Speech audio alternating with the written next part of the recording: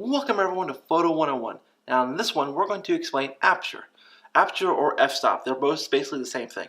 Now what is aperture? Aperture is the amount of light you're letting in your camera. So that's how big the opening is in your camera. So this is definitely not the scale, but this is kind of what I am talking about when I say aperture. Now aperture, you're just going to have to know these numbers, so I will probably pop up the actual this here so you can actually see what these numbers are. You just have to know what these are. These are actually full stop increments. If you want to get thirds, you can do that in your camera. You can actually set it on your camera to set it just to have full stops or third stops. I'll keep it at thirds because then you can actually fine tune it. That's what the third stops are for.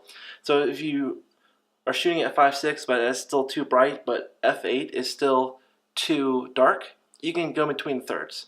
And that's why when I say f, that is f stops. So when I say f2.8, that's what I'm talking about, the size of the aperture. Now, I know it's looking weird if you're just getting into this, but the smaller number is how big the hole is, how open it is. And the larger number is how small it is. So if you think of it as a faucet, that's a little easier way to think about it. If you have it all the way open, that is, let's say, f2.8. Now if you just have it slightly draining, that's f22.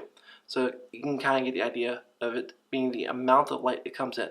Now this is mainly for when you deal with flash or still photography, because the flash is going off at a thousandth of a second. It really doesn't matter about the shutter speed. So what you're worried about is the amount of light. So that's the reason why we have these f-stops. Another thing you have to think about with aperture is depth of field. Now there's more to it than just aperture when you're dealing with depth of field, but we'll get to that in another video. But just for right now, we'll just say that the aperture is what also is a factor for the depth of field. Now if you want a shallow depth of field, meaning say my eyes are in focus but everything else behind me is completely out of focus, you want a wide open aperture at 2.8. That gives you a shallow depth of field. If you want a greater depth of field and want more stuff in focus, you would want to go up to a higher f-stop. So let's say like f11. So if you're doing landscape photography, you want to be around the f11, f16 area, so you want everything in focus. And this also will correlate with shutter speed as well, because if you have a wider aperture, you're actually going to get a faster shutter speed than when you have a smaller aperture.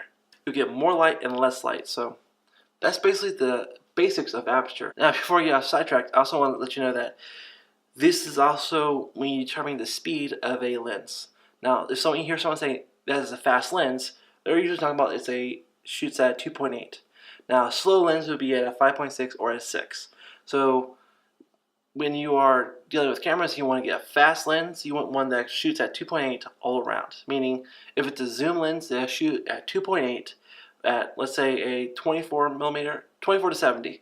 2.8 meaning that it shoots at 2.8 from 24 through 70.